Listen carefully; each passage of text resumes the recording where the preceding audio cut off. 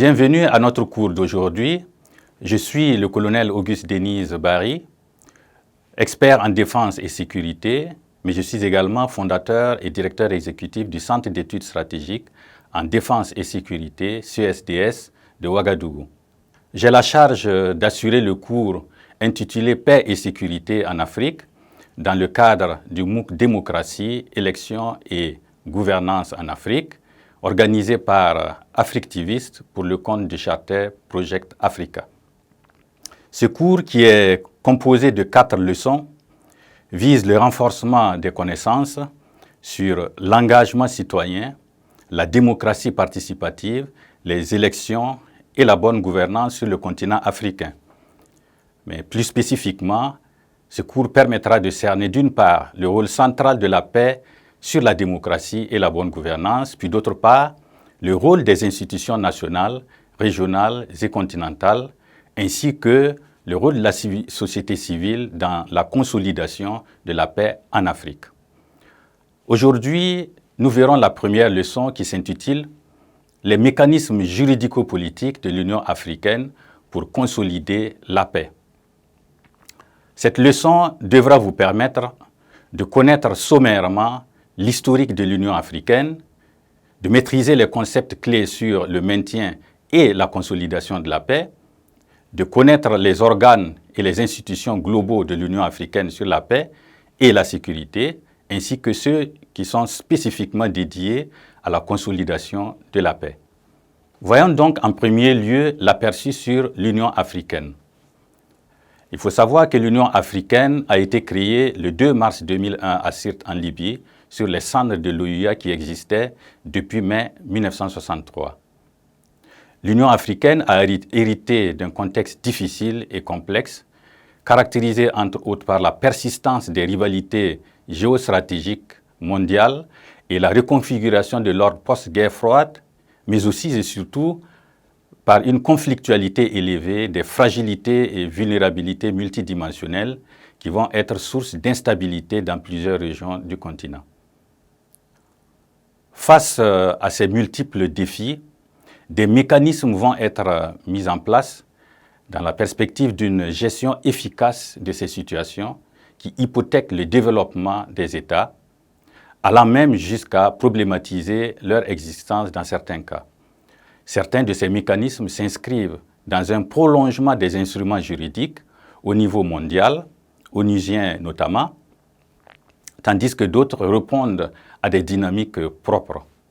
L'Union africaine, dans ses prérogatives en matière de paix et de sécurité, dispose donc de mécanismes dédiés d'une part à la gestion des crises multiformes auxquelles l'Afrique est confrontée, et d'autre part à la consolidation de la paix continentale. C'est ce volet qui va nous intéresser au cours de cette première leçon. Avant de rentrer dans le cœur de notre sujet, il semble indispensable de clarifier le sens de 2 concepts clés qui seront mobilisés dans cette leçon. D'abord, la notion de reconstruction. Selon Boutros-Ghali, ce concept peut être défini comme une action visant à identifier les structures qui tendent à renforcer et solidifier la paix dans le but d'éviter un retour au conflit. C'est donc un processus de long terme consistant à reconstruire les dimensions politiques, sécuritaires, sociales et économiques d'une société sortant d'un conflit en s'attaquant aux causes profondes du conflit. Ensuite, la consolidation de la paix.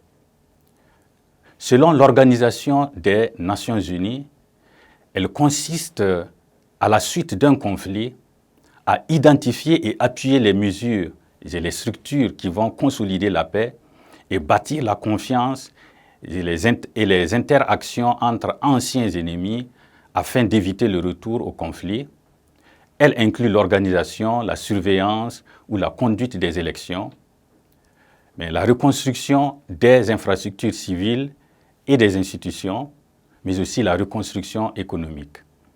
Ainsi, le but ultime de tout effort de consolidation de la paix est la réconciliation de toutes les parties belligérantes et l'installation d'une paix durable. Premièrement, quels sont les organes et les instances de l'Union africaine pour la paix et la sécurité? Le chapitre 8 de la Charte des Nations Unies constitue le premier fondement juridique de l'action de l'Union africaine. Il s'agit de relations entre l'ONU et l'Union africaine pour le maintien de la paix et la sécurité régionale et internationale. Il faut savoir que depuis sa formulation, ce fondement juridique s'est enrichi de plusieurs textes portant sur la nécessité d'un renforcement de cette coopération. Au-delà de cette disposition, l'Union africaine tire le fondement de son action à partir de l'acte constitutif qui est en soi le premier instrument juridique propre. Adopté à Lomé le 11 juillet 2000, il consacre la création d'un certain nombre d'organes lui permettant d'accomplir ses missions.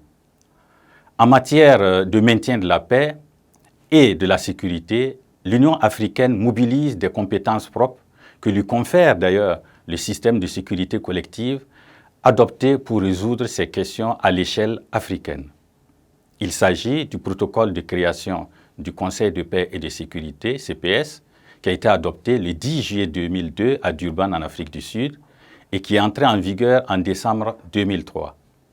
Ce système est dénommé Architecture africaine de paix et de sécurité, African Peace and Security Architecture. L'APSA a été conçu comme un ensemble d'outils fonctionnels susceptibles de fournir des réponses globales aux problèmes issus des crises les plus complexes qui surviennent sur le continent africain. Pour relever ces défis complexes de prévention des conflits, mais aussi de consolidation de la paix et de développement, l'APSA a élaboré un ensemble d'instruments institutionnels et normatifs, à savoir, d'abord, le Conseil de paix et de sécurité de l'Union africaine, le CPS, AU Peace and Security Council.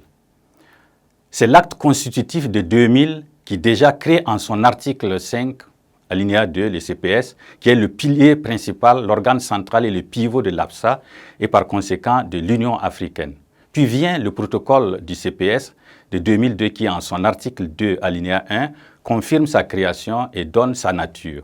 Le CPS constitue à cet égard un système de sécurité collective et d'alerte rapide visant à permettre une réaction rapide et efficace aux situations de conflit et de crise en Afrique.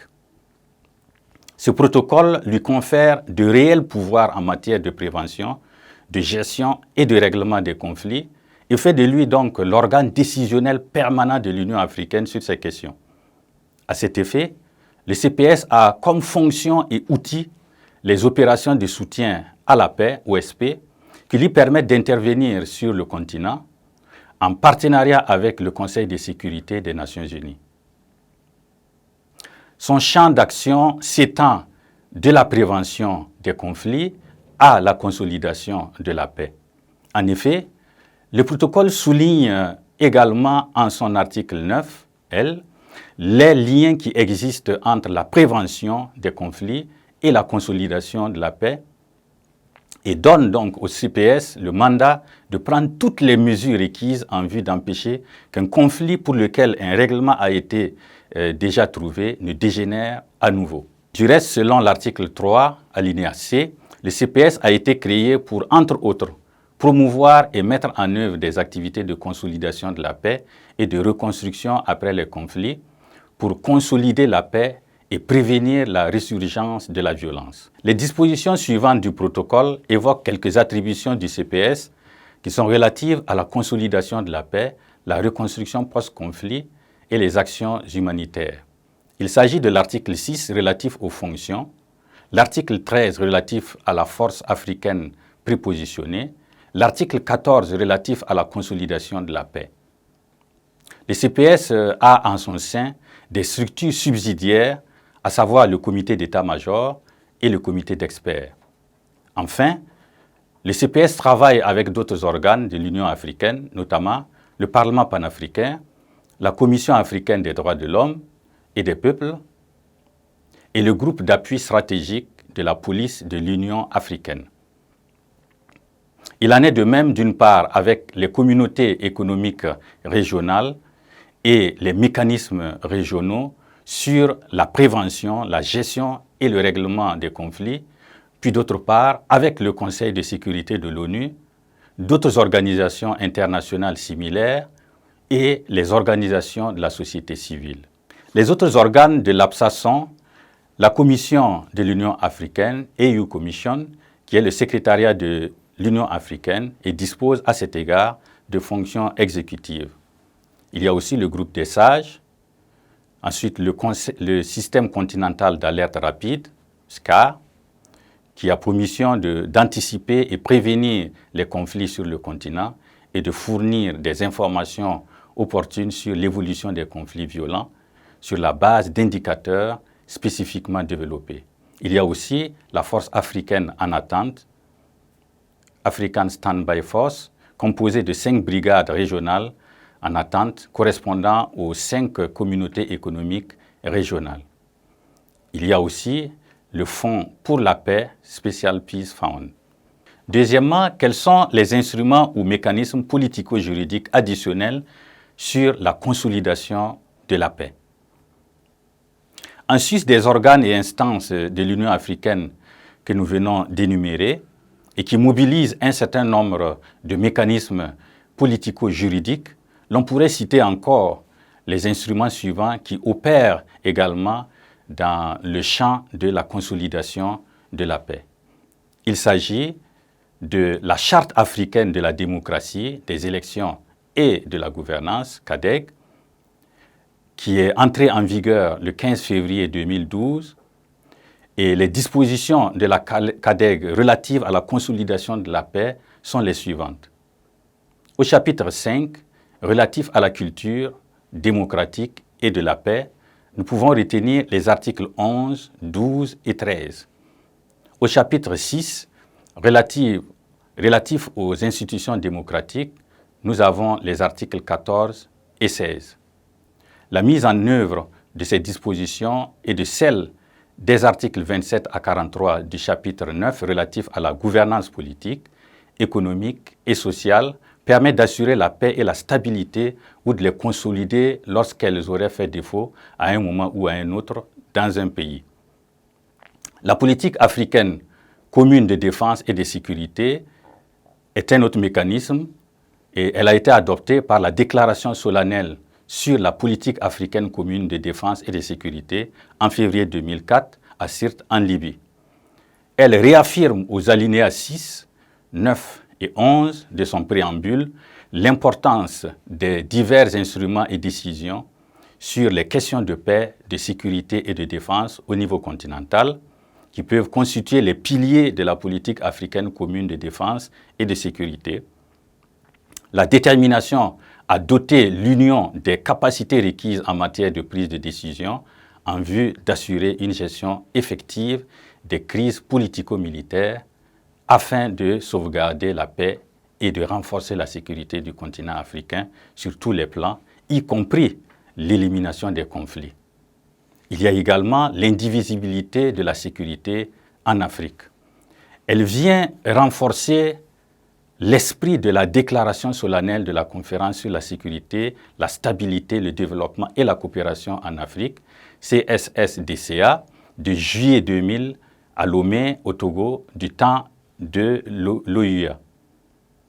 La politique de reconstruction et de développement post-conflit est un autre mécanisme. Et il faut savoir que l'Union africaine dispose au niveau stratégique de ce cadre politique de reconstruction post-conflit en Afrique, la reconstruction et de développement post-conflit RDPC. Il a été adopté en juin 2006 à Banjul. Ce cadre politique établit un programme africain de reconstruction post-conflit ayant pour but, entre autres, d'approfondir les liens entre les différentes dimensions de la reconstruction post-conflit et la consolidation de la paix, à savoir la paix, la sécurité, l'humanitaire et le développement.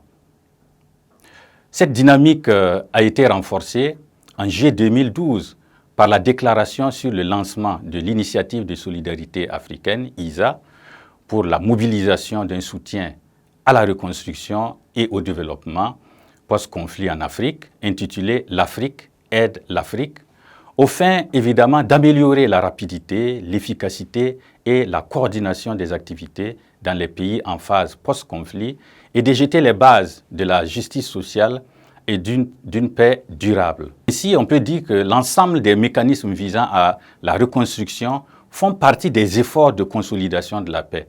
On y retrouve d'ailleurs la réforme du secteur de la sécurité, y compris les processus DDR, notamment le désarmement, la démobilisation, la réinsertion et la réintégration, mais aussi la réforme de l'administration, de la justice, la transformation des sociétés post-conflit, etc.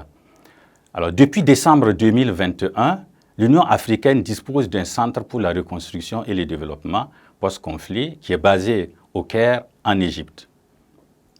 Nous voici rendus à la fin de la première leçon du jour qui portait sur les mécanismes juridico-politiques de l'Union africaine pour consolider la paix.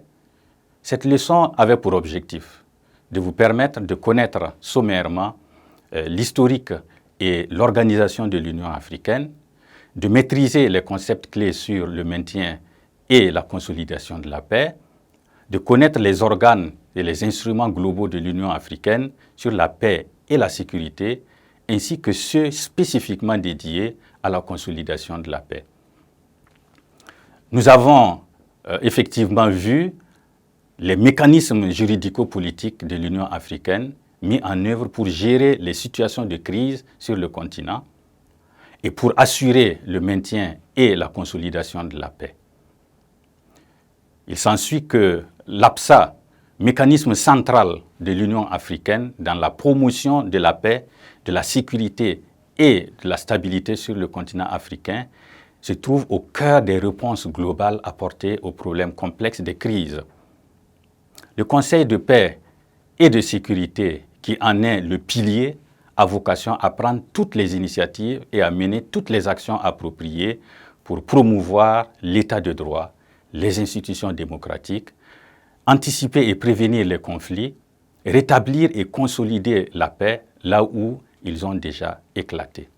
Tout en vous invitant à lire le support de la leçon, je vous remercie et vous donne rendez-vous pour la prochaine leçon.